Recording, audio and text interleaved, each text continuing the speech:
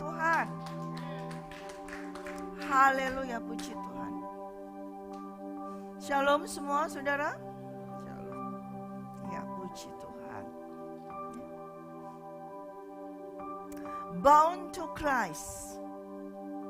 Terikat kepada Kristus. Hanya kepada Kristus saja terikat. Kita sekarang sudah masuk di dalam minggu pertama di bulan Maret. Tak terasa kita sudah masuk di bulan yang ketiga. Dan kalau ini berjalan terus, tak terasa kita masuk ke bulan yang keempat. Dan di situ kita akan merayakan Jumat Agung, Hari Paskah, cepat sekali. Ya. Oleh karena itu pada hari ini saya mau membaca di dalam Lukas 9. Ya, Lukas 9 di ayat yang ke-22. Lukas 9 ayat yang ke-22. Atau saya naik lebih atas lagi, ayat yang ke-18. Lukas 9 ayat yang ke-18. Pada suatu kali ketika Yesus berdoa seorang diri, datanglah murid-muridnya kepadanya. Lalu ia bertanya kepada mereka, kata orang banyak, siapakah aku ini? Jawab mereka, Yohanes Pembaptis. Ada juga yang mengatakan Elia. Ada pula yang mengatakan bahwa seorang dari nabi-nabi dahulu telah bangkit. Namun Yesus bertanya kepada mereka, pada murid-muridnya, menurut kamu siapakah aku ini? Jawab Petrus, Mesias dari Allah. Lalu Yesus melarang mereka dengan keras supaya mereka jangan memberitahukan hal itu kepada siapapun. Dan Yesus berkata, Anak manusia harus menanggung banyak penderitaan dan ditolak oleh tua-tua, imam-imam kepala, ahli-ahli Taurat, lalu dibunuh dan dibangkitkan pada hari ketiga. Katanya kepada mereka semua, setiap orang yang mau mengikut aku, ia harus menyangkal dirinya, memikul salibnya setiap hari dan mengikut aku. Karena barang siapa mau menyelamatkan nyawanya, ia akan kehilangan nyawanya. Tetapi barang siapa kehilangan nyawanya karena aku, ia akan menyelamatkannya. Apa gunanya seorang memperoleh seluruh dunia, tetapi ia membinasakan dan merugikan dirinya sendiri? Sebab barang siapa malu karena aku dan karena perkataanku, Anak manusia juga akan malu karena orang itu. Apabila ia datang kelak dalam kemuliaannya dan dalam kemuliaan Bapa dan malaikat-malaikat kudus. Aku berkata kepadamu, sesungguhnya di antara orang yang hadir di sini ada yang tidak akan mati sebelum mereka melihat kerajaan Allah. Amin. Ini adalah pemberitahuan pertama tentang penderitaan Yesus sebagai seorang Mesias. Ketika itu dia memulai bertanya kepada para muridnya pada saat dia setelah berdoa. Ya. Menurut kamu atau menurut orang luar, siapa aku ini? Mereka jawab, ada yang berkata engkau adalah Yohanes Pembaptis. Ada yang berkata Elia. Ada yang berkata nabi lah, nabi yang bangkit. Itu kata orang, kata dunia. Tapi menurut kamu adalah murid-muridku yang Tuhan pilih. Ya, pada saat itu ke-12 murid Yesus, Tuhan Yesus sendiri yang pilih mereka. Dan Tuhan bertanya, menurut kamu yang adalah muridku, siapakah aku ini? Dan Petrus langsung menjawab, engkau adalah Mesias. Ya, Anak Allah yang Maha Tinggi, Mesias. Kemudian Yesus berkata, jangan sampaikan itu kepada orang dunia, orang-orang dunia dulu. Jangan beritakan itu. Tapi dia berkata lagi lebih tegas. Setelah dia memberitahukan bahwa Mesias ini akan mati. Dia katakan, yang kamu katakan tadi aku adalah Mesias. Nah, anak manusia itu harus menanggung banyak penderitaan.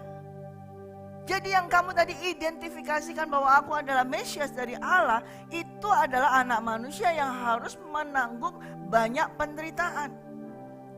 Ditolak bahkan oleh tua-tua, imam-imam kepala, ahli-ahli Taurat, lalu dibunuh. Tuhan memberitahukan kepada murid-muridnya bahwa Mesias yang kau akui itu, anak Allah itu, anak manusia itu harus menanggung banyak penderitaan. Anak manusia itu harus menanggung banyak penderitaan, ditolak dan dibunuh. Tetapi ia akan dibangkitkan pada hari yang ketiga. Nah, di sini Tuhan Yesus memberitahukan pertama kalinya bahwa ia sebagai Mesias anak Allah itu harus menanggung penderitaan. Lalu dia berkata kepada murid-muridnya juga, kalau aku Mesias harus menanggung penderitaan, harus mengalami penolakan, dan bahkan harus dibunuh mati, tetapi dibangkitkan pada hari ketiga. Oleh karena itu, barang siapa yang mau mengikut aku, anak manusia, Mesias ini, ia juga harus apa? Menyangkal dirinya. Setiap orang yang mau mengikut aku, ia harus menyangkal dirinya, memikul salibnya setiap hari, bukan sekali. Memikul salibnya setiap hari dan mengikut aku. Di sini Tuhan Yesus mau menyampaikan kepada murid-muridnya bahwa dia sebagai guru, dia sebagai anak manusia, Mesias itu memberikan suatu teladan. Kalau dia aja anak Allah itu begitu terikatnya dengan Tuhan Allah Bapa. Segala apa yang diperintahkan oleh Allah Bapa dia lakukan semuanya. Dan dia taat, dia mengikuti. Ada bound, ada ikatan. Dan ikatan itu adalah sampai bahkan harus mati di kayu salib. Ikatan itu tetap harus dia lakukan, dia jalankan. Anak manusia itu harus menderita. Lalu ia berkata, kalau kamu sebagai muridku, kamu mau mengikut aku sebagai muridku, nomor satu kamu harus menyangkal dirimu. Kamu harus menyangkal dirimu. Apa artinya menyangkal di sini? Yaitu harus mengesampingkan segala kepentingan pribadi. Menyangkal diri harus memiliki suatu pemahaman, pengertian bahwa aku bukan milikku. Tidak mempunyai kepemilikan lagi. Mengesampingkan segala apapun yang menurut dia ini adalah tujuanku, inilah yang aku mau. Itu harus tidak ada. Itu menyangkal dirinya, mengesampingkan kepentingan dirinya sendiri, artinya tidak menjadi egois. Seperti anak Allah ini, anak manusia ini. Dia tidak egois. Dia anak manusia, anak Allah itu, Mesias dari Allah. Dia mengesampingkan segala atribut keilahiannya untuk menjadi hamba, turun untuk menjadi hamba. Dia menyangkal dirinya bahwa aku ini bukan milikku lagi, aku ini dimiliki oleh Bapa. Bapa kehendaki aku apa? Untuk menyelamatkan manusia. Dan guna untuk menyelamatkan manusia ini aku harus kehilangan nyawaku. Dia lakukan itu. Nah, itu penyangkalan diri. Dan yang kedua adalah kamu harus memikul salib setiap hari. Menyatakan kesediaan untuk menanggung. Memikul salib itu adalah suatu stage atau suatu keadaan di mana kamu menyatakan bahwa aku siap sedia menanggung apapun yang akan terjadi. Nah, itu adalah memikul salib. Dan yang ketiga, mengikuti aku. Baru bisa mengikuti aku. Nah, mengikuti aku ini artinya apa? Percaya bahwa Yesus itu sebagai apa? Mesias. Harus percaya bahwa Yesus sebagai Mesias. Dan harus percaya bahwa Yesus sebagai Mesias ini harus menanggung penderitaan. Dan untuk menanggung penderitaan dia harus sampai mati terbunuh. itu harus dipercayai juga. Dan harus percaya. Dan apa? Mengikuti teladan. Semuanya ketika Yesus sebagai Mesias waktu hidup, itu harus diikuti. Dan bila perlu, ketika Yesus sebagai Mesias sampai mati di kayu salib. Dan Tuhan Yesus katakan, harus terus tetap punya iman kepada Dia, kepada Yesus Kristus. Harus mengikuti Yesus artinya harus tetap terus percaya, memiliki iman. Walaupun harus mengalami keadaan yang tidak enak, harus mengalami keadaan yang seperti yang dia alami, harus tetap memiliki iman kepada Yesus Kristus. Itu adalah mengikut Yesus. Dan ini suatu ikatan, syarat ikatan untuk mengikut Yesus. Jadi untuk mengikut Yesus bukan hanya confess, bukan hanya mengaku engkau adalah anak Allah, seperti yang dikatakan oleh para murid-muridnya. Menurut kamu siapa? Oh, Mesias, anak Allah yang hidup. Hanya ngaku gitu aja. Tuhan mau kasih penjelasan lagi. Enggak cukup kamu hanya mengaku. Di hadapan umum pun kalau mengaku bahwa aku adalah anak Allah Mesias, enggak cukup. Kamu harus menyangkal dirimu setiap hari. Kamu harus memikul salibmu setiap hari. Dan kamu harus terus mengikuti aku setiap hari. Nah, itu baru bisa mengikuti Yesus, menjadi muridnya Yesus. Karena barang siapa, Yesus menjelaskan lagi, barang siapa ingin menyelamatkan nyawanya di dunia ini. Kalau ada orang ingin menyelamatkan nyawanya di dunia ini, menyelamatkan nyawanya di dunia ini, pada akhirnya ia akan kehilangan melalui kematian.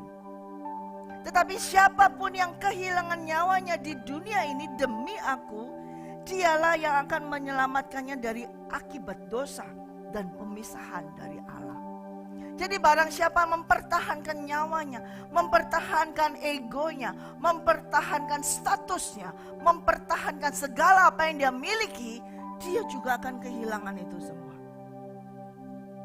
Tetapi barang siapa rela melepaskan kehilangan nyawanya, kehilangan apa yang dia miliki semuanya demi nama Yesus Kristus, maka dia akan memperolehnya itu kekal selama-lamanya.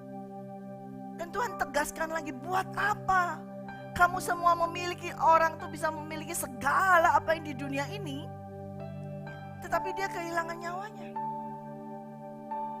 Saudara kepingin menjadi orang yang terkaya di dunia ini? Yesus berkata, orang yang terkaya di dunia ini, kalau dia tidak memiliki Yesus, kekayaannya itu juga akan hilang.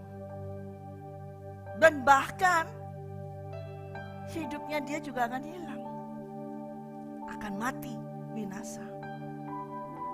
Tetapi bila orang kaya tersebut, ingat cerita orang kaya muda, mau hidup kekal, gimana caranya Tuhan?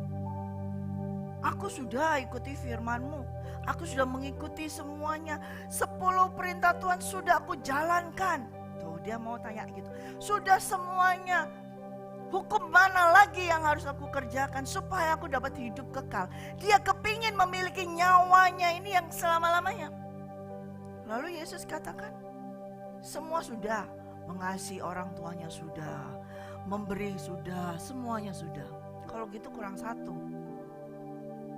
strip.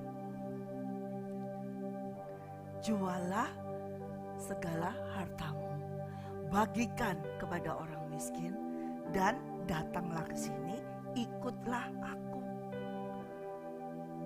Itu syaratnya. Saudara sudah punya semua kekayaan semua, dan sudah melakukan semua perintah Tuhan, sudah melayani kemana-mana sampai ke ujung dunia sudah dilayani semua.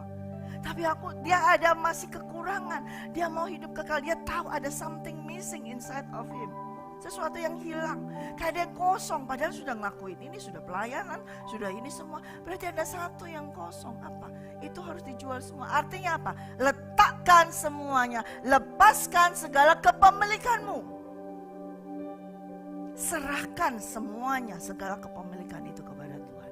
Dengan berani menyatakan bahwa ini bukan punya aku. Termasuk nyawaku ini bukan punya aku. Waduh, berat sekali.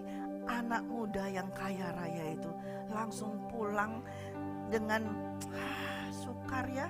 Dia langsung pulang, buka pintu langsung, gak pamit, gak apa keluar. Sudah deh, nggak hidup kekal, nggak apa-apa deh gitu. Mungkin dia pikir gitu. Yang penting aku punya uang, aku nyaman, aman, aku bisa keliling dunia, aku bisa kemana-mana. Dia nggak mau mengikuti, tapi jadi dia kepingin punya hidup kekal. Lalu Tuhan bilang, buat apa orang kayak gitu? Gak ada gunanya. Karena itu semua dalam sekejap akan hilang. Kekayaan yang seberapapun dalam sekejap akan hilang. Namun walaupun dia tidak memiliki hidup kekal, manusia rohnya tetap bisa hidup kekal. Tapi kekekalan yang kemana?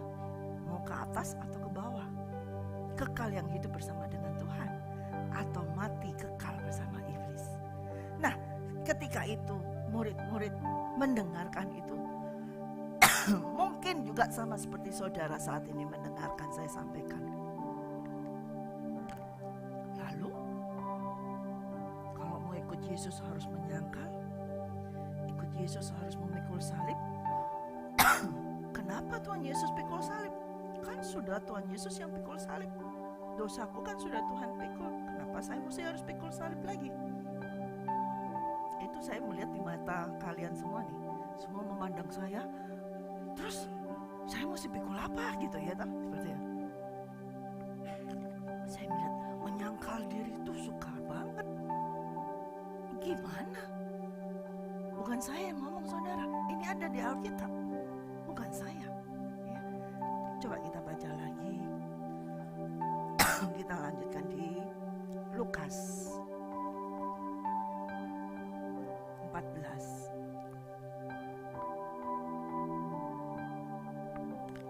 Saya ulang lagi kemarin, ayat 25.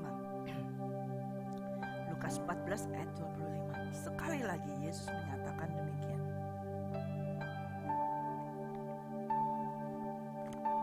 Lukas 14 ayat 25. Pada suatu kali banyak orang berduyun-duyun mengikuti Yesus.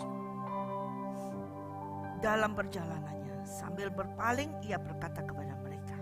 Nah, karena dia begitu melihat banyak orang yang mengikuti dia, dia mulai berkata, jikalau seorang datang kepadaku dan tidak membenci bapaknya, ibunya, istrinya, anak-anaknya, saudara-saudaranya, laki-laki atau perempuan, bahkan nyawanya sendiri, tidak dapat menjadi muridku.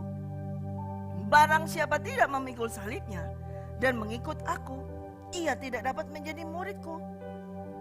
Nah, bicara lagi Tuhan tentang ini. Begitu melihat orang banyak mengikuti dia. Lebih parah lagi di sini Tuhan berkata, begitu dia berpaling, lihat orang banyak berduyun-duyun datang. Barang siapa mau datang kepadaku, kalau ia tidak membenci bapaknya, ibunya, istrinya, anak-anaknya, saudaranya, laki-laki dan perempuan, bahkan nyawanya sendiri, tidak dapat menjadi muridku. Barang siapa tidak memikul salibnya, sekali lagi dia katakan, dan mengikut aku, ia tidak dapat menjadi muridku. Aduh, harus membenci orang tua, harus membenci istri, anak, suami, saudara, harus benci. Katanya suruh mengasihi, tapi kenapa dia disuruh membenci di sini? Dan ini kata-kata dari Tuhan Yesus sendiri. Kalau nggak benci berarti nggak layak, nggak bisa jadi muridnya. Jangan setelah keluar dari sini lalu engkau pulang dan membenci istri dan suamimu atau anak-anakmu ya. Karena tadi firman di menara doa suruh membenci. Ya, bukan seperti itu.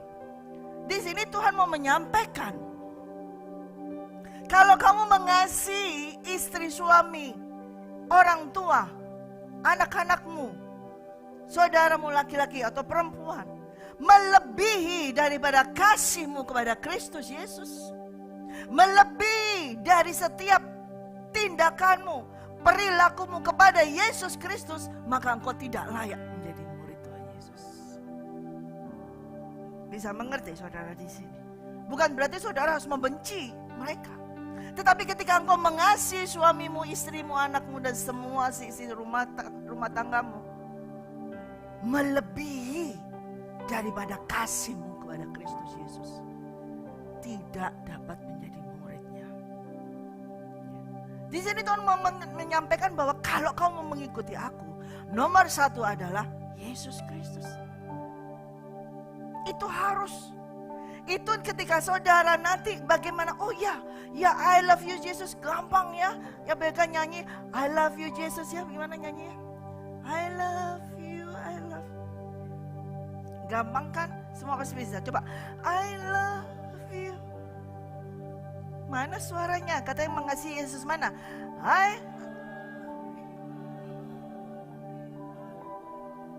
Sekali lagi mana? I love you. Gampang kan? Tapi giliran pikul salib, waduh. Giliran menyangkal diri, aduh. Kalau kita mengasihi Yesus ngomong I love you gampang. Tapi artinya Tuhan mau sampaikan, ketika kamu berkata I love you, itu kamu harus menomorsatukan dia, mengutamakan dia di dalam segala seluruh kehidupanmu, termasuk dirimu sendiri, termasuk untuk segala kepentingan dirimu sendiri. Itu harus tidak ada, sudah tidak memiliki kepentingan diri sendiri lagi. Harus nomor satu menjadi miliknya Yesus Kristus. Kita loncat di dalam ayat yang ke-33. Demikian pula lah tiap-tiap orang di antara kamu yang tidak melepaskan dirinya dari segala miliknya tidak dapat menjadi muridku. Yang tidak menyerahkan, melepaskan kepemilikan. Bukan berarti saudara tidak boleh memiliki uang. Bukan berarti saudara tidak boleh memiliki rumah. Bukan berarti saudara tidak boleh memiliki mobil, segala macam benda-benda apapun. Bukan. Tetapi bila segala apa yang kau miliki itu, sehingga semua bisa kamu memiliki semuanya banyak itu, namun dirimu jadi dimiliki oleh benda tersebut.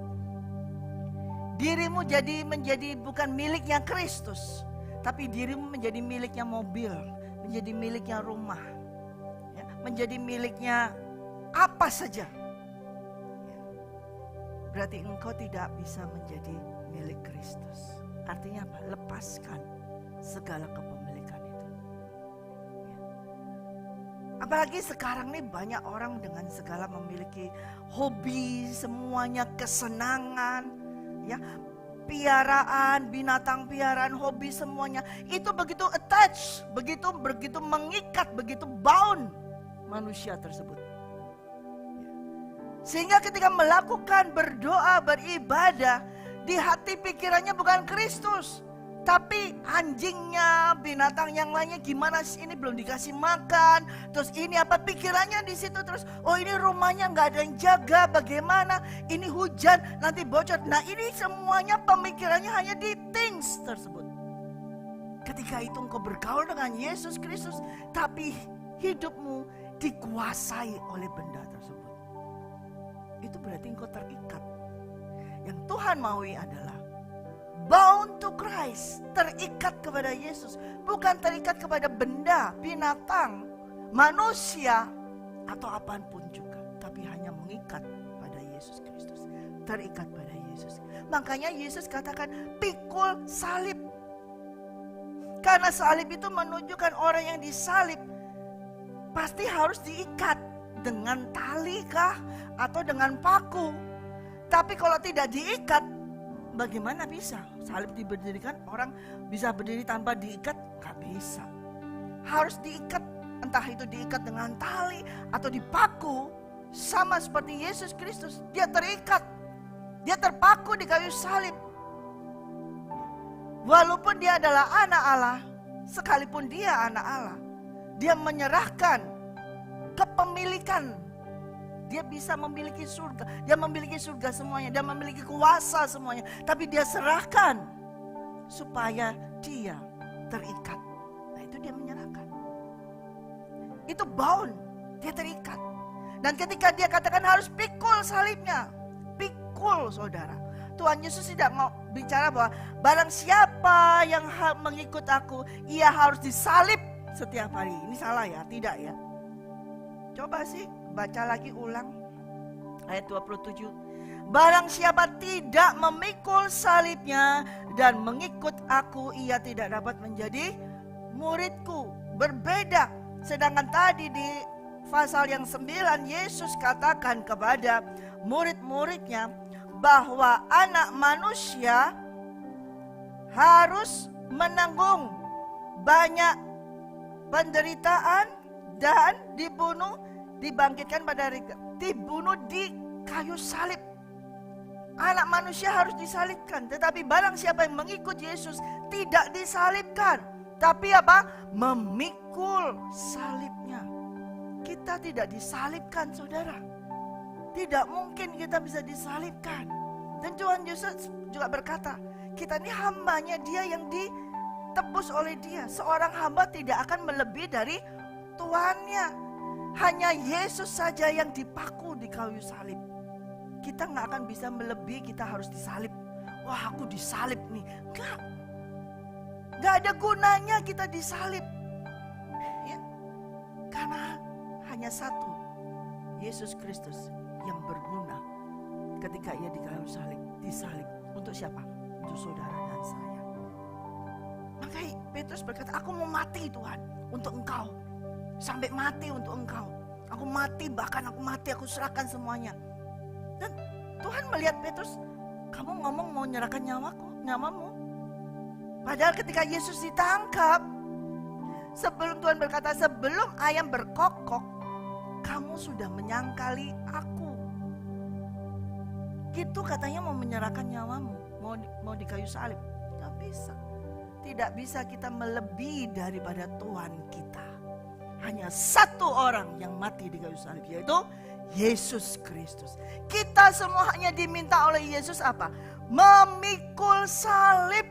Nah, ketika kita memikul salib kita setiap hari dan mengikut Yesus, barulah kita bisa menjadi muridnya.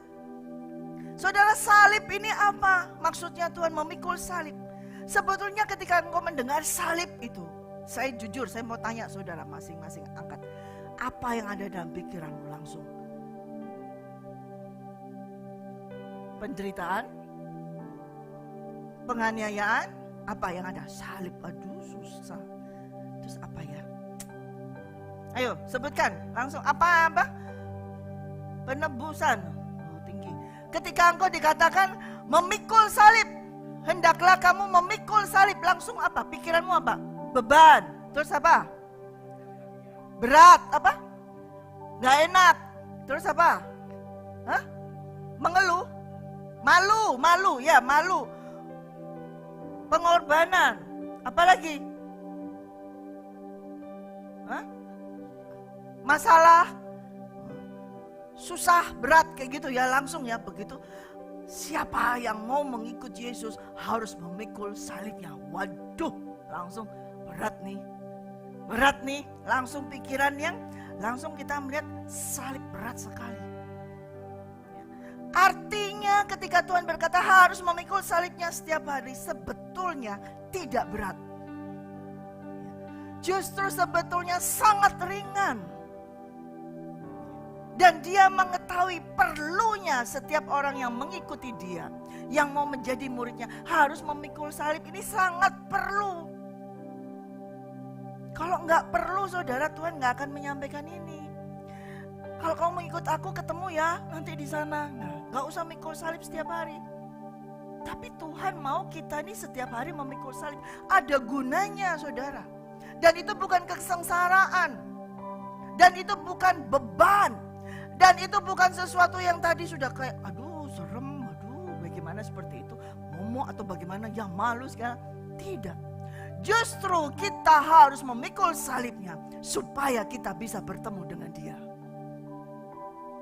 Saudara tahu salib, cross, bentuknya kayak gini kan?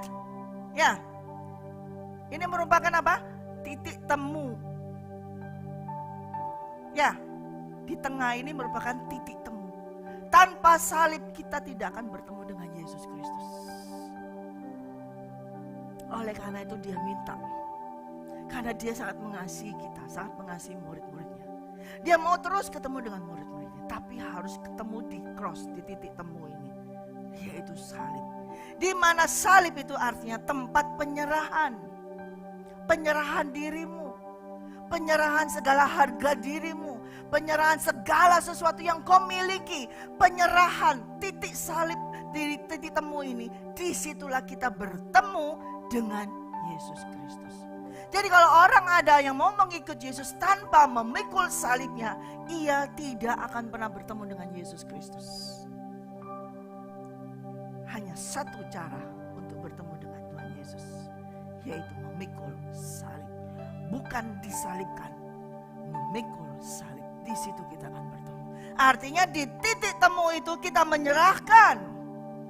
Sama, di salib itu Yesus apa? Menyerahkan nyawanya.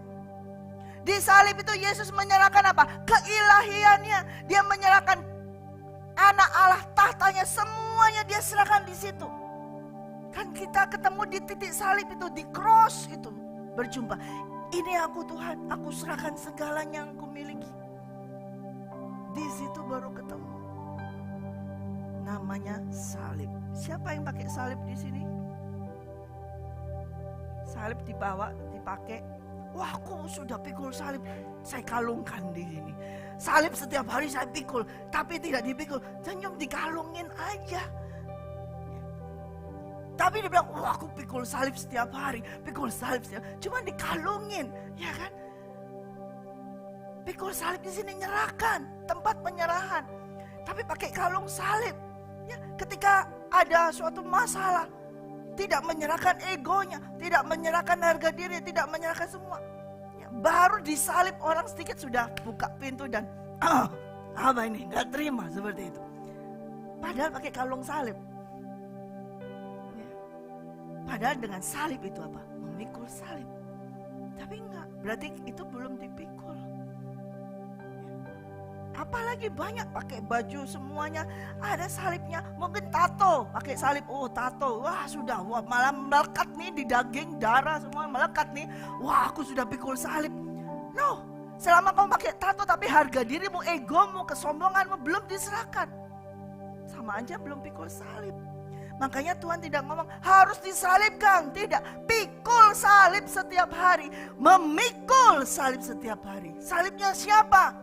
Bukan salibnya orang tuamu, bukan salibnya istrimu, suamimu, anakmu, bukan. Salibmu sendiri semuanya yang harus dipikul. Setiap hari. Apa?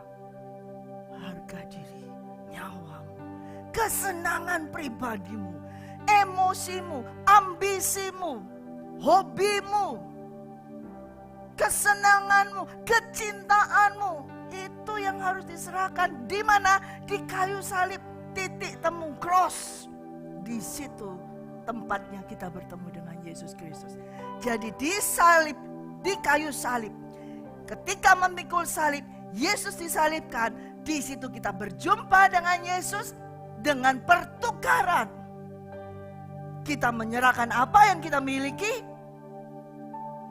ambisi, kedagingan, hawa nafsu, segala yang jelek yang kita miliki, kita berikan.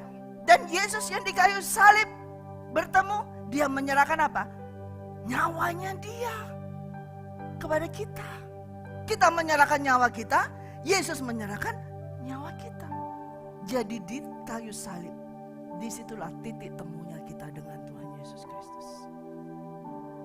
Kalau saya tahu gini, mudah kan pikul salib? Enggak sukar kan? Oh masih, karena angguknya masih berat, sukar. Kesenanganmu harus diletakkan semuanya. Ambisimu harus diletakkan semuanya. Hobimu harus diserahkan semuanya. Mobil kesenangan harus diletakkan semuanya. Barang kesenangan harus diletakkan semuanya. Segala sesuatu yang kau cintai melebihi dari Yesus harus kau letakkan semuanya. Itu namanya pikul salib. Dan ketika kita melakukan pikul salib, di situ kita bertemu dengan Yesus. Untuk itulah Tuhan menginginkan kita setiap hari setiap hari bertemu. Bukan hanya sekali-kali, setahun sekali, tapi maunya setiap hari. Nah kalau saudara maunya kalau bisa setiap hari gak mikul salib, sudahlah Tuhan, kenapa ya? Ada orang yang gini, hadapi masalah, aduh salibku besar sekali, salibku sukar sekali, aduh punya anak nakal, aduh ini salibku gitu ya. Terus memelihara orang tua merat, ini salibku, gak bisa kemana-mana aku salib. Salib itu tidak seperti itu saudara. Salib itu indah. Kalau saudara memandangnya dengan seperti yang iblis menyatakan, describe kepada saudara, itu jadi berat. Ketika kapan? Ketika Yesus di Getsemani. Di situ iblis membukakan kepada Yesus, memandangkan tentang salib yang akan harus dihadapi. Sampai Yesus gemetar, sampai Yesus takut, sampai Yesus menangis dan dia takut karena salib yang ditonjolkan, disampaikan oleh iblis itu berbeda dengan salib yang diberikan oleh Tuhan Allah Bapa. Seram. Makanya Tuhan mau mengajak ketiga muridnya untuk mendampingi dia, mensupport dia, mendukung dia. Tapi setelah itu murid-muridnya juga tetap terlelap, tertidur. Dan hanya dari kekuatan surga yang bisa menguatkan Yesus Kristus. Dengan ketika dia diberi kekuatan dari surga, dari Bapa, bahwa salib yang akan kau hadapi itu bukan kematian yang selama-lamanya. Bukan terpisah dari aku Bapamu selama-lamanya. Dari situ Yesus baru berkata, terjadilah kehendak-Mu Bapa. Dan dia tahu itu memberi kekuatan bagi dia. Jadi saudara, kalau kita mengalami kehidupan, masalah semuanya yang harus kita tanggung misalnya, itu pikul salib. Terlebih bukan masalah yang sukar itu yang adalah salib. Masalah salib yang sebenarnya adalah kedaginganmu. Salib yang sebenarnya adalah hawa nafsumu. Ya, hawa nafsumu, manusia dagingmu, ini yang masih utuh keluar, itu yang harus dipikul. Itu yang harus dipikul setiap hari, disangkal, artinya ini bukan Tuhan, aku tidak mau memilikinya lagi. Aku menyerahkan ini kepadamu. Itu yang harus kita pikul setiap hari. Segala sesuatu yang bukan dari Tuhan, bukan dari kerajaan surga. Kedagingan, iri hati, ya, ketakutan, kecemasan. Ya, itu semua yang harus kita bukan hanya pikul, tapi kita berikan. Ketika kita memikul ada exchange. Kita serahkan kepada Tuhan dan kita menerima hidup yang baru. Tapi kalau kita tidak mau menyerahkan itu semua, maka itu masih melekat kepada kita. Maka kita tidak memiliki ikatan itu. Tidak ada ikatan. Kalau kita tidak ada ikatan dengan Tuhan, berarti kita terikat dengan iblis, dengan dunia. Coba contoh kita buka di dalam 1 Korintus 6. 1 Korintus 6.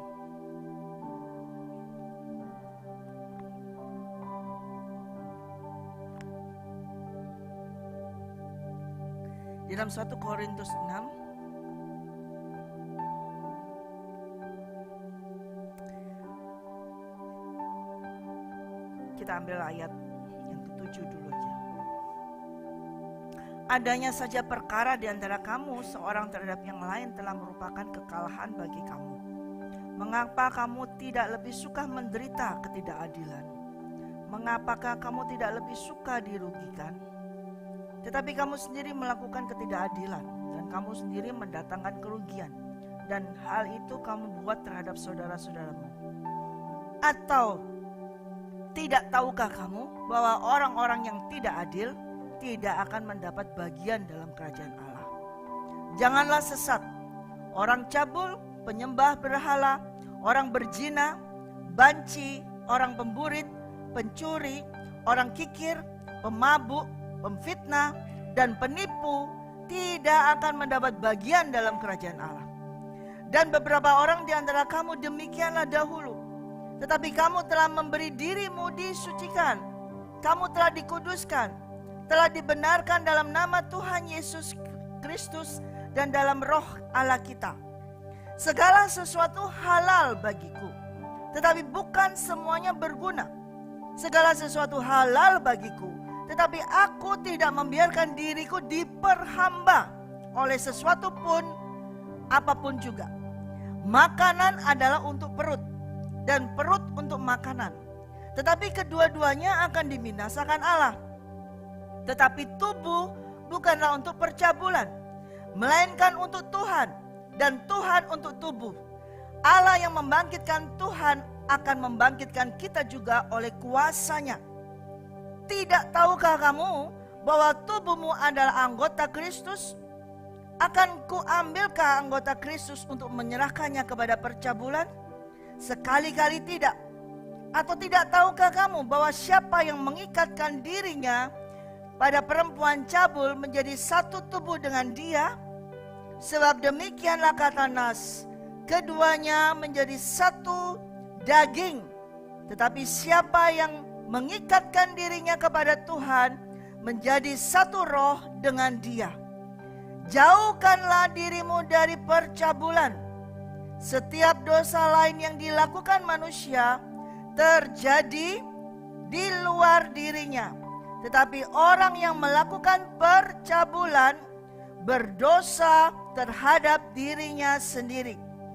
Atau tidak tahukah kamu bahwa tubuhmu adalah bait Roh Kudus yang diam di dalam kamu, Roh Kudus yang kamu peroleh dari Allah, dan bahwa kamu bukan milikmu sendiri, sebab kamu telah dibeli dengan harganya, telah lunas dibayar. Karena itu muliakanlah Allah dengan tubuhmu. Jadi contoh dulu di sini tentang tubuh. Ketika kita berkata, oh aku menerima Yesus Kristus sebagai Tuhan dan Juru Selamat, aku menyerahkan semuanya. Tetapi tubuh ini tidak kita serahkan. Tidak bisa. Segala sesuatu halal. Rasul Paulus berkata demikian.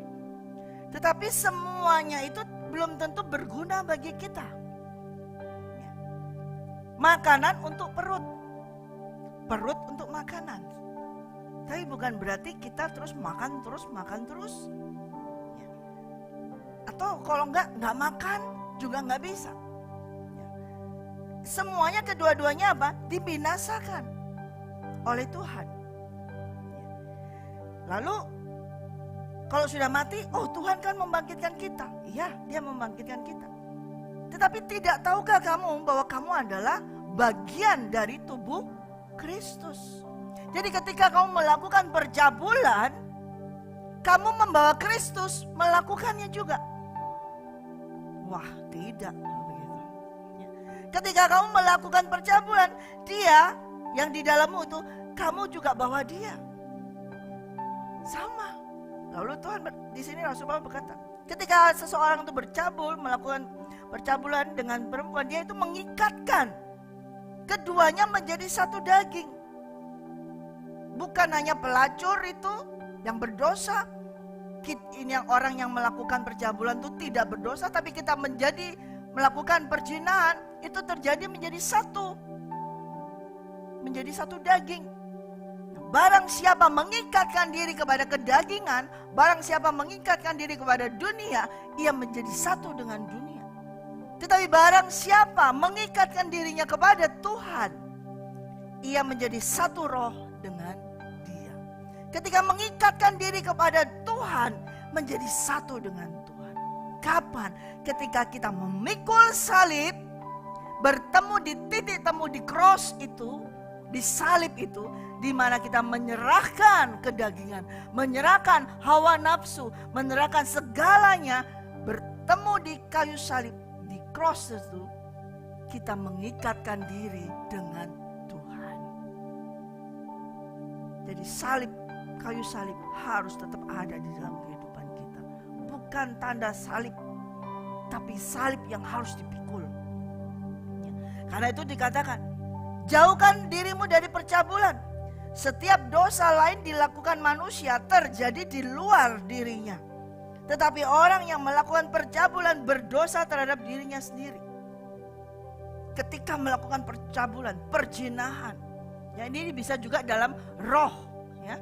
Bukan secara fisik saja, tapi roh menyeleweng keluar dari roh Allah, itu tetap ya, bisa melakukan percabulan. Ya. Tidak secara fisik saja, tapi dalam roh bisa seperti itu. Dia melakukan apa? Dosa terhadap dirinya sendiri.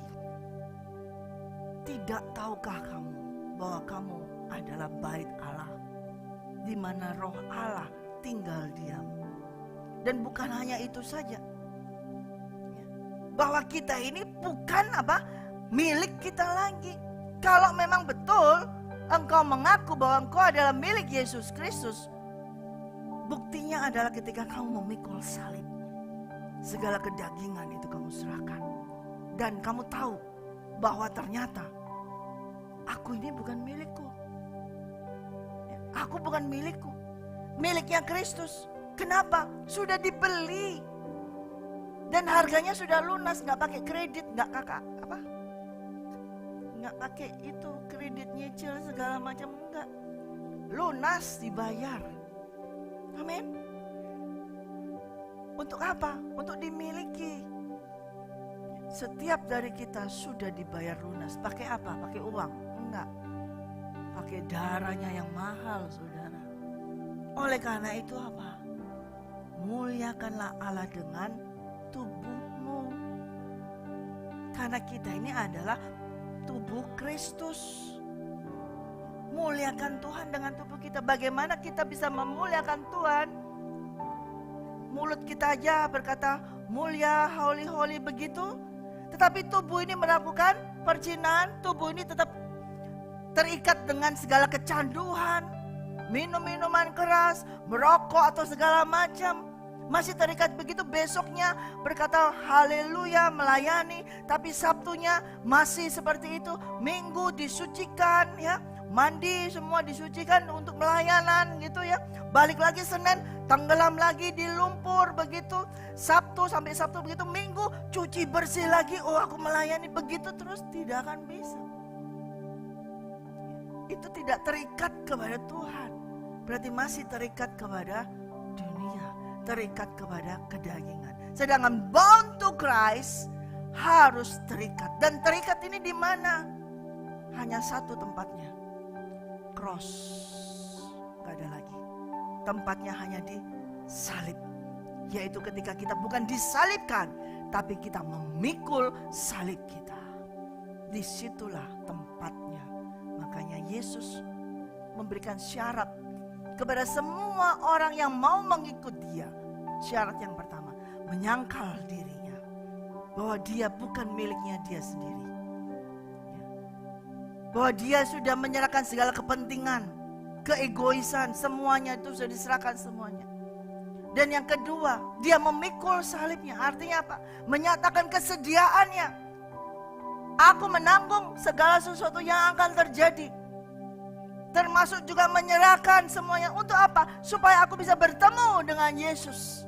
Menyerahkan semuanya. Dan ketika bertemu dengan Yesus, kita menyerahkan semuanya. Kita mati. Dan Yesus dengan kematiannya memberikan kehidupan kepada kita. Dan yang ketiga adalah mengikuti Yesus. Mengikuti. Nah, mengikuti Yesus ini adalah harus mengikuti langkahnya. Kalau Yesus melangkah dengan kaki kanan, kita juga harus dengan kaki kanan. Artinya mengikuti. Harus ada derap rangka yang tepat, yang benar. Dia ke kanan, jangan sampai kita ke kiri. Itu bukan mengikuti. Namanya mengikuti, dia ke kanan, kita ya ke kanan. Putar balik, kita putar balik. Itu namanya mengikuti. Tapi banyak orang yang sudah menyangkal betul, sudah memikul salib, tapi tidak mau mengikuti Yesus. Punya agendanya sendiri. Punya journey-nya sendiri. Oh Yesus karena aku kiri aja deh. Nanti ketemu di sana, bisa ketemu di sana. Oh Tuhan merintahkan ini aja deh Tuhan. Ini sukar, di sini saja. Itu bukan mengikuti Yesus. Mengikuti Yesus kemana gaya hidup apa yang Yesus lakukan selama Yesus hidup. Yesus mengerjakan apa saja. Kita melihat hanya di 4 Injil bisa, atau di Alkitab ini sudah tercatat semua tentang apa yang Yesus lakukan selama dia hidup. Itu kita ikuti. Ketika dia dimaki-maki, balas maki enggak? Nah itu contoh. Sekarang bisa enggak kayak gitu? Enggak salah apa-apa, tiba-tiba dimaki-maki, gini, enggak tahan, pasti harus nyolot juga. Nah berarti enggak sesuai dengan gayanya Yesus, tidak mengikuti Yesus. Sudah semuanya tapi tidak mengikuti Yesus. Saya enggak salah Bu, saya enggak salah Pak, saya enggak salah, dia yang salah. Orang itu yang maki-maki, dia ikut maki-maki lagi. Sedangkan kita tahu Yesus dikata-katain, diapain saja dia apa? Tutup mulut, diam, tidak membalas sedikit pun. Nah kalau mau mengikuti Yesus, sudahkah kita mengikuti setiap langkahnya dia selagi dia hidup? Ditampar, jangankan ditampar, dijiwit aja balik lagi, jiwit lagi. Tampar pipi kiri, kasih pipi kanan. Kok enak? Kita harus ngikut. Itu namanya mengikut Yesus. Dicambuk, salah apa dia? Cambuk balik. Kok enak? Disalib, marah, salib balik. Dikata-katain, marah, kata-katain balik. Lah itu ngikut Yesus apa ngikut siapa? Di mana born to Christ-nya? Nah disinilah Tuhan mau menyatakan, kamu harus mengikuti ketika aku hidup. Kata-kata yang dia lakukan, tindakan yang dia lakukan. Bahkan bila diperlukan untuk tetap memegang namanya, untuk tetap memberitakan namanya. Kalau harus sampai mati, itu harus dilakukan. Itu namanya murid. Itu namanya hamba. Bound to Christ. Saudara, kalau kita tidak memahami tentang hal ini, kita akan sia-sia selama perjalanan hidup kita. Kalau kita tidak memahami tentang bound to Christ ini, kita akan sia-sia. Tetapi sedikit aja pemahaman. Kalau engkau memahami, aku ini hambanya Tuhan, aku harus terikat kepada dia. Apa segala perintahnya dia harus aku lakukan. Apa yang dia lakukan harus aku ikuti. Sederhana saja. Yang Tuhan Yesus maui adalah untuk tetap terus bersama dengan kita. Kita terus bersama dengan dia. Itu yang dia ingini. Kerinduannya dia adalah supaya kita semua ini menjadi satu dengan dia. Dan yang terberat sudah Yesus lakukan, yaitu mati di kayu salib. Jadi saudara tidak perlu melakukannya lagi. Oh aku mau mati untuk Ibu Ratna di kayu salib. Gak perlu saudara. Oh aku mau mati untuk Pak Kris di kayu salib. Atau Pak Kris sebagai gembala. Oh saya mau mati untuk jemaat-jemaat saya di kayu salib. Gak guna, gak bisa, gak akan menyelamatkan jemaat itu. Hanya satu yang bisa menyelamatkan manusia, yaitu Yesus Kristus. Kita hanya apa? Melakukan sisanya apa? Mikul salib. Juga bukan salibnya orang lain, salibnya kita masing-masing. Setiap hari, siapa yang mau pikul salib? Angkat tanganmu. Yes, sungguh mau pikul salib? Setiap hari loh ya. Gak yakin. Sekali lagi, siapa yang mau pikul salib? Amin. Setiap hari ya. Jangan saudara pikul salib terus saudara noleh orang lain. Kalau capek lu yang pikul ya gitu. Gak bisa. Atau gak ada suami istri, gantian ya lu ya gitu. Gak bisa. Setiap hari masing-masing suami istri gak bisa boncengan. Gak bisa. Gak bisa sama-sama. Jadi sendiri-sendiri. Amin. Bound to Christ. Katakan bound to Christ. Amin. Kita mau terus sampai kapan? Sampai kita menemui titik temu. Cross. Titik temu di mana kita ketemu. Kalau kita tidak memikul salib, kita tidak akan ketemu Tuhan. Siapa yang mau ketemu Tuhan harus pikul salib. Amin. Ayo mari kita bangkit berdiri.